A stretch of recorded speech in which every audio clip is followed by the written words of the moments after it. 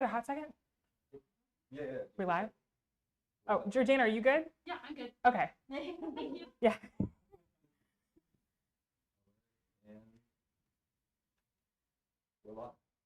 Hi, everyone. Welcome to the Vital Voices series put on by the Free Soil Arts Collective. I'm your host, founder of the Free Soil Arts Collective, Krista Brown. My pronouns are she and her. Thank you so much for joining us both on live stream on YouTube and here in person. If y'all want to give a little muffled shout. So a little bit about Free Soil. We are an arts organization that started in 2019. Our mission is to amplify and strengthen voices of color through the arts. So the Vital Voices series, this is our second year. We are spotlighting 6 artists of color in the community every year, thanks to the generosity of Enterprise Bank. So every month we have a conversation like this, highlighting a magical artist like Fran and giving a platform for folks to talk about their journey, their story, and learning how we can best support artists in our own community. Before we start, I just want to thank Enterprise Bank for their support. They are the presenting sponsor of this series and have been for the last 2 years. And I also want to thank the Greater Lowell Community Foundation. They are our fiscal sponsor, making it possible for us to operate as a nonprofit organization. I also want to shout out Lowell Telemedia Center, where we are filming right now, or LTC in Lowell, for all their tech support. And if anyone is out there listening or here today, if you want to follow the Free Soil Arts Collective, we are on Facebook, Instagram, LinkedIn, and Twitter. Get involved, share what you're about to see, tag us.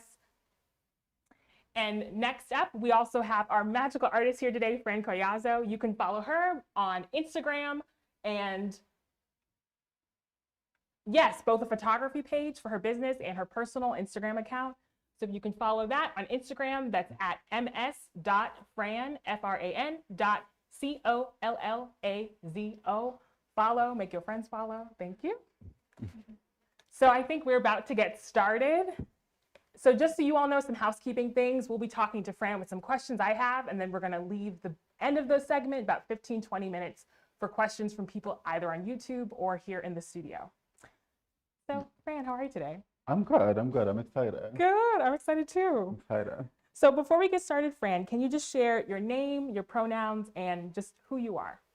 I'm Fran Collazo. My pronouns are she, her, hers. And I am just a creative here in the Lowell community. Yes, we love. So can you tell us a little bit about kind of your life growing up? What kind of led you to come here? So I grew up on a farm in Puerto Rico. We moved here when I was about 9 years old.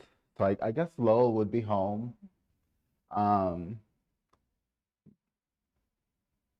We were kind of like a sheltered farm life situation. And then we moved here and I got to see snow for the first time and all of that. Yeah. How old were you when you first came to Lowell? 10, 9 and a half, 10. 9 and a half, 10. Okay, and you've been here ever since? Throughout Massachusetts, but back here a lot. Yeah. Okay, cool. So along your journey, both Puerto Rico and here, what part of your journey kind of led you to discover your true identity? I feel like once I started going to like my GSA in high school, I was more able to like be myself and like express parts of my identity that I wasn't really aware that I could at the time. A lot of like going clubbing very early on when, you know. Yeah. Yes. Yeah. And yeah, but even when I came out as a gay male, it still didn't feel me. And when I hit my 30s, I was like, it's now or never. Yeah. Time to Yeah. let myself be fully happy, you know? Was it just something about hitting that age that made you feel that way? Did something specific happen? Yeah, it started to kind of feel like it's now or you're gonna keep living in this limbo forever, I guess. It was like a now or never. Okay. So along your journey now, what would you say are the moments in your life where you feel the most gender euphoria? What brings that to you nowadays? I feel like it's the same with like any woman, you know, you get complimented, Yeah. you know, you get addressed correctly. That's really important. It's little things like that. It's nothing too major, you Mm. know. Yeah, when people are decent about who you are, I feel Yeah. like that. Yeah. So as you know, as we all know, intersectionality of identities is a huge part of being a person of color, a BIPOC person, hmm whatever you want to hmm call it. How does all the different intersections of your life kind of influence who you are? I find that the Latin part of myself as well as the African part of myself, I gather so much inspiration from both, and being able to mix those together as well as like the gay journey and like being trans, Mm, the pride it takes to hold that in public, and I find that all of that inspires me mm, together, I mm. feel. So going into kind of like the business side of who you are, Yeah. you're a stylist, you're a model, you're a photographer, and you have your own photography business. Am I missing anything? No. No? Okay. Slight work. Okay. What would you say with styling? What is like your favorite part of the beauty industry or that type of work? I I love the beauty industry because every day is different. Mm, There's no routine. You're kept on your toes. Anything could happen and throw everything off. yeah. Um, and that's exciting to me. I feel like when I'm in a routine, I kind of just like go into autopilot and there's just like no excitement Mm, in it for me. mhm. So yeah, I like the spontaneity of it.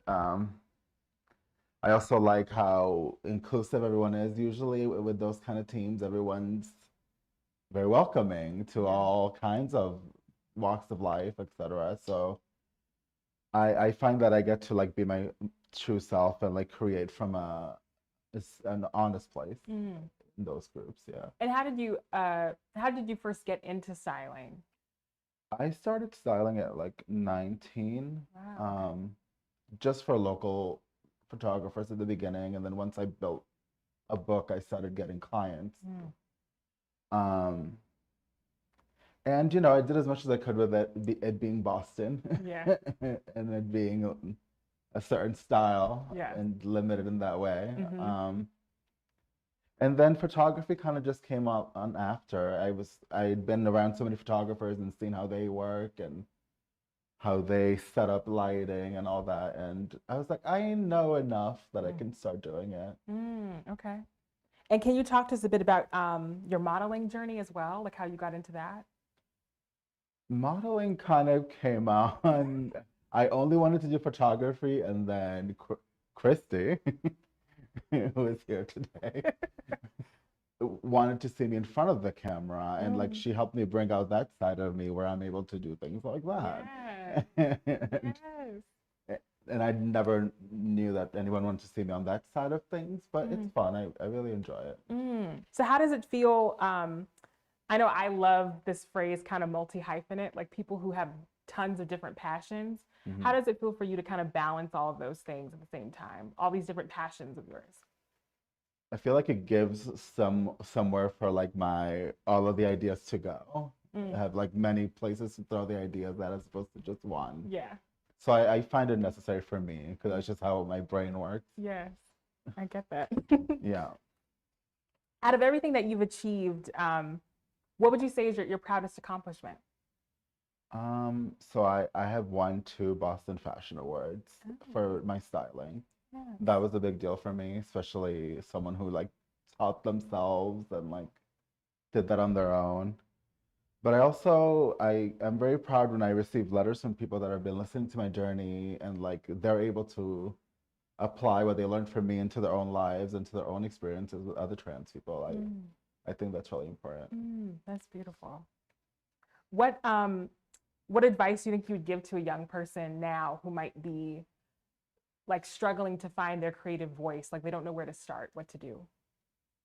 I say don't be afraid to get uncomfortable and like put yourself in that situation and like you learn so much from that uncomfortableness and that vulnerability that you have to put yourself in. I I think that's very important. And like to try many things. Mm, Don't just like, oh, I've been wanting to be a marine biologist since I was a child, so that's what I'm setting myself on. But it's like the passions change when you get mm, older and life changes a lot of mm, things for you, you know? I love that. Um, so nowadays, I mean, especially now, we're both living lives. You also have a business. What would you say is the kind of guiding philosophy you have on life? Like, how do you um, kind of characterize how you walk through the world? What's your philosophy on life? Um, as many of you who follow me on social media, you see that I'm very transparent, Yes. just because I find it's very important for the people that might not dare to have a voice to know that like there's people like you. We exist. We're out here. Um, and we all fail and we all get up again and we Mm, thrive the next time, and that happens to everybody. mm, And it's those things that make us feel familiar to other people and mm, bond you, you know. mm. And I also might add something because one of the things that I really like about your transparency is that you share the good, you share the bad. The ugly, Like you all don't of it. things that would you don't care. Yeah. Um, was that easy for you? What? How do you? Yeah. I feel like because when I decided to transition, there wasn't much out there. People are very secretive about those kind of things, understandably so. Some people want to leave that past behind and start a new part of themselves, but I found it important to talk about my doctor visits and how I'm reacting to medication and all of that because there's nothing out there about Mm, that. mm. And so you didn't have any sort of a trepidation, or you're just like, I'm just going to do that. I don't see this out there. I'm going to be that voice. Oh, I mean, the beginning was, now I'm like, I don't care. Yeah. But the beginning was definitely, it made me nervous, Mm, seeing yourself going through that at the beginning and finding yourself. mm, I didn't have the confidence I have now, mm. but we got here. Hey. And yeah, someone like me on the outside, just very I inspired keep and hitting the very, mic. oh, you're Though. fine. But I just love the confidence and I think it's something to aspire to. I think when we don't care what people think, that's when we're most our authentic selves. Yeah, And you really, I think that every time I see something that you share, thank you. whether it's good or bad, Yeah, honestly, yeah, yeah. yeah, yes. So you shared with me, I remember we were talking that you transitioned in your 30s. Yeah. How, can you kind of talk to us a little bit about that journey and how it affected you personally, artistically, anything? I felt like I wanted to wait till I was sure I wanted to take that on because I knew it wasn't going to be easy. Um, and I feel like a lot of people think that when you transition that it's just like, oh, I went to the doctor and that's it. There's so much you have to do before you can even start hormones and start that journey. So I wanted to be like in a good space to take that on before I just did that. Mm, So I waited as long as I could. mm, And there's bittersweet moments of it. I feel like had I transitioned earlier, maybe the change, like life would have been different, but I mm, don't think I'd change it now, mm. honestly. Yeah, things kind of happen when they're supposed to, Yeah, in a way. yeah. You said that living your authentic life has freed you of previous limitations and that you are creating from a place of love now. What does that mean? So before I transitioned, it was almost like I was like wearing a costume. I was like living in this in-between world. So like I was like shy and like I wasn't able to express myself Mm, because I didn't feel like I could talk about those things. And once I released that, like now I open book. yes. So, as you know, the series that you're part of, why I'm so happy to be able to talk to you is we really want to put a spotlight on artists of Hmm. color. And some artists, they really take being a person of color really seriously. It impacts everything they do. Some people are like, hey, I'm an artist that happens to be Black. Hmm. Um, why is being a person of color, what does that kind of mean to you? today to represent all of those things? I think that it's kind of just become like bigger than me just because I hope that I inspire other people to like dare to do it. Put yourself in those rooms where you're the only Black person, and just go for it and try be the first to do it if you have to be, because other people are looking up to you and like are gonna follow that, and there has to be that first, right? Thank you. How would you say the community, both here in Lowell and beyond, can best support you? Anything. I think a good way just in general to support anyone of color, like show up like you all did today. Yeah. Um, be present. If you can't show up, donate, make sure these things don't die out. Like I went to a lovely queer event yesterday and it was so great to see it thrive and like to see it supported, because those spaces are getting smaller and smaller and lesser. So yeah, just support however you can. If you can't show up, donate, send a friend. So what's next for you? What's coming up in your life that you can share? Everything. More openness, Hey. more photography work, hopefully, more modeling. Yes. All the above. Do you want to share, you shared something that's pretty significant, but do you want to talk about that? A book. A book? Yes, yes. I'm like, what are we doing? Oh. Yes, yes. So you're working on So I'm working on a book. Yes. I'm working on a book. It's loosely based on my life. I didn't want to make it too literal because I wanted to leave room to like tell other people's stories within there. But yeah, there's not really any books about like Latin trans women at all. So I thought it was important to like write something and put it out there. Yeah, well, we'll all be on the lookout for it. Yes. Yes.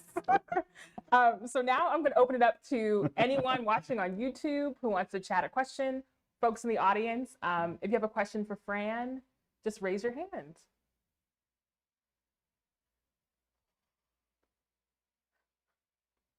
Do you have one? No. Well, I'm trying to think if I have. Oh, okay. I'm sorry. Oh, yeah. Who are you most inspired by in the fashion industry? Is there someone that you look to and get inspiration from, or someone that you just admire? I'm very inspired by Andrea Leon Talley. Again, another groundbreaking person of color that went into the fashion industry. I was like, I'm fierce, I'm here. You're gonna want me to tell you how to dress. Yes. And made that lane for himself. Like, it's major. Yes. Oh, thank you.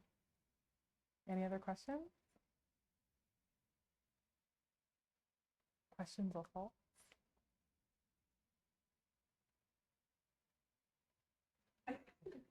This is so cool. Oh, yes. So, Fran, I just want to ask a question on the talk about the medical side. How do you go about sort of finding the right guidance or the right medical doctor who is willing to help you? Because I have a feeling that there's many out there that push people aside. I as a woman, if I'm not advocating for myself as a whole, they won't do a test or they won't do Yeah. But to go into a doctor or find someone to say, I'm ready to make this transition. It's a very good question. Before I started everything, I did a lot of research. I spoke to a lot of doctors, just messaged them personally, and just because I didn't want to end up with a doctor that I was going to be unhappy going to see, because who wants to do that? So I did a lot of research, and I spoke to a lot of other trans friends, and queer people in the community, like who do you go to? And I lucked out. I have a really awesome doctor.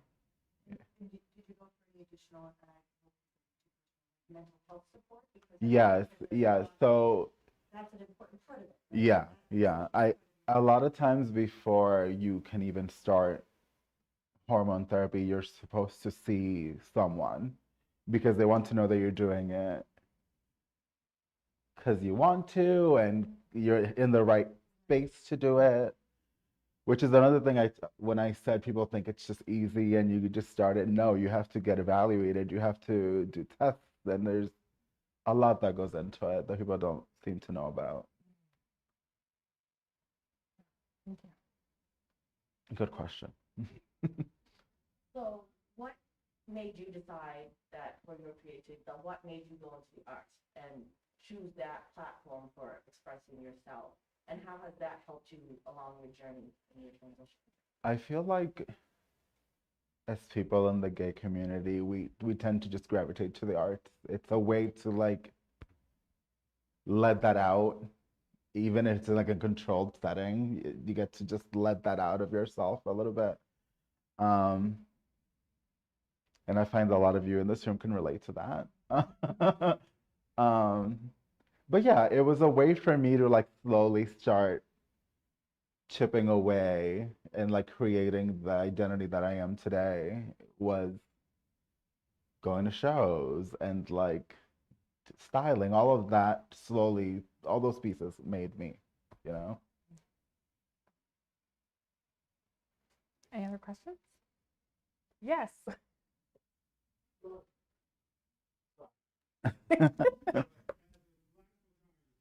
Yeah.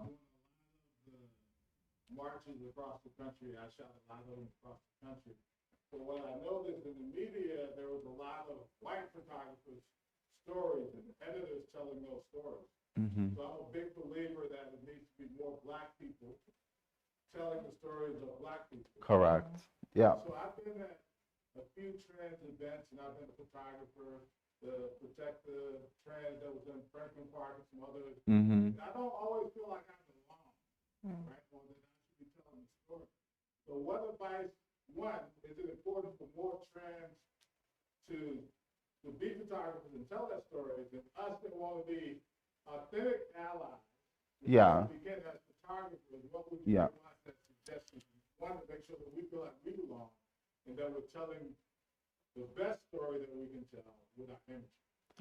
I find a good way to approach it is approach those organizers and learn from them. What do you want me to do? Where do you want me to be? Am I going to be in the way of someone who is of the experience that's trying to learn? I find that speaking to the people putting it on will give you more of a, oh, okay, he's cool. He can do this. You know what I mean? So it's communication, honestly. Yeah.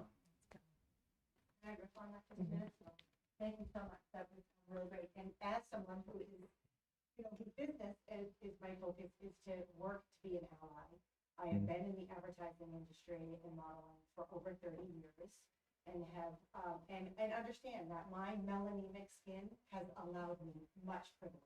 Mm-hmm. And I understand that I want to use that as my platform to open the door for others and hand out microphones just like we're doing Yeah. today. Because it's not my story to tell, but I know that I have that ability to open the door.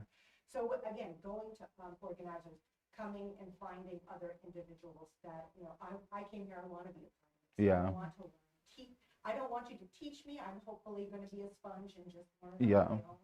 But I think as someone who is here, I want all of you to know that, there are others like me that Yes. Yes. really are beginning to understand. Like, really a very, very, very white town here in Massachusetts, very limited until I went to college at Mass Amherst. And even then, only in the past few years, realizing and being able to talk out loud and being able to say, I didn't know that. Mm-hmm.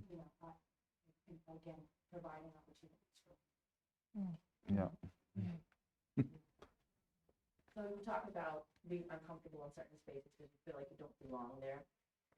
What do you do when you're in a space like that and you're uncomfortable and you feel like you shouldn't be there? What was your thought process? How do you handle a situation like that and move forward? well, the old me would just like hide, you know. Um, Now I am my space.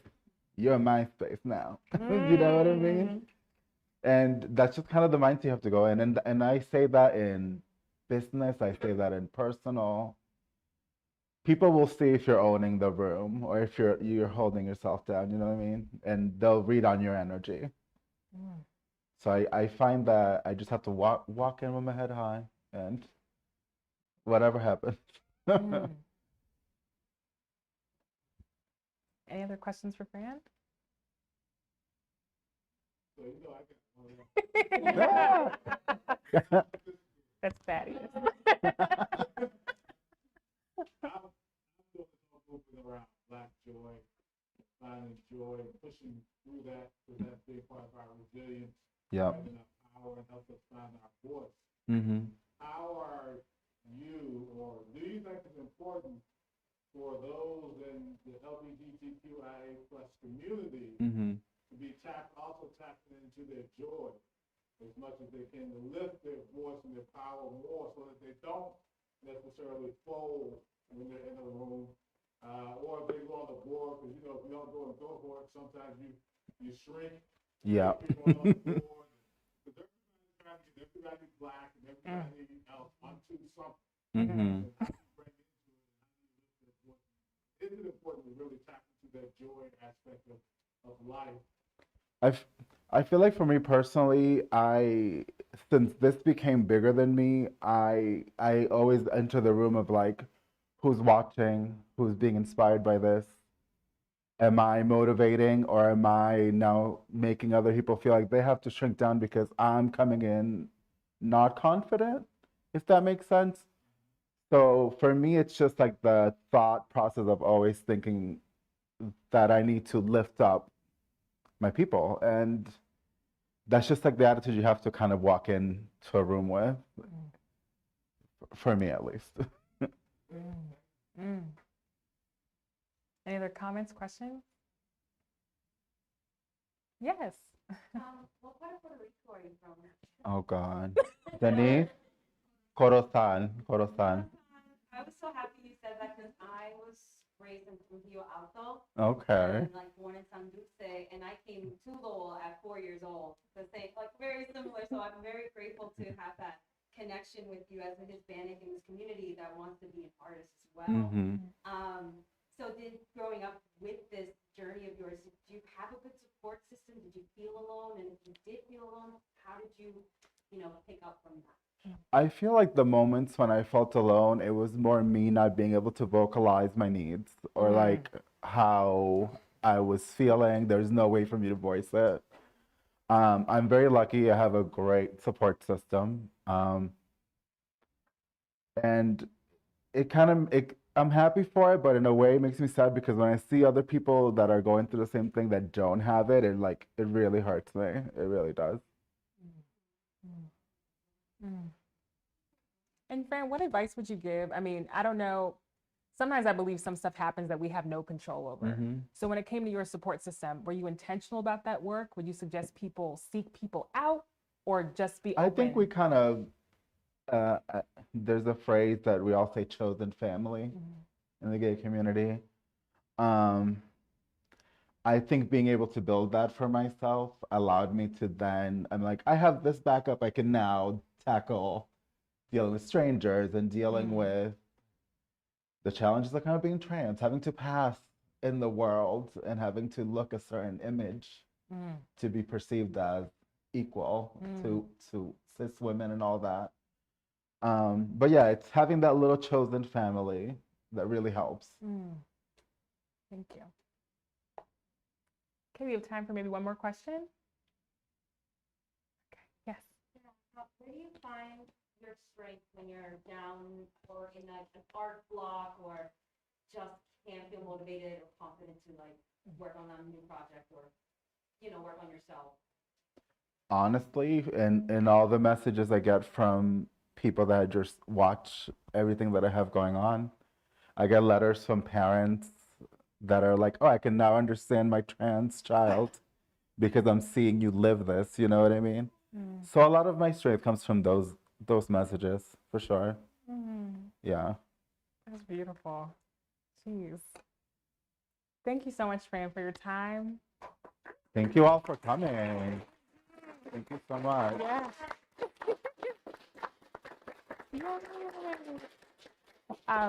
I just want to shout out before we close our sponsor, Enterprise Bank. Thank you so much for bringing this series to life.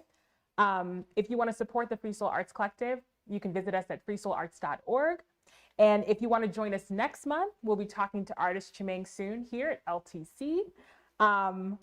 Thanks so much for your support. Have a great day. Thank you.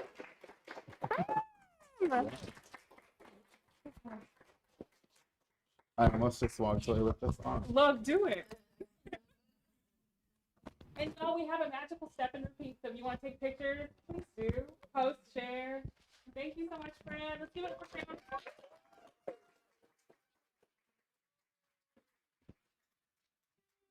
You're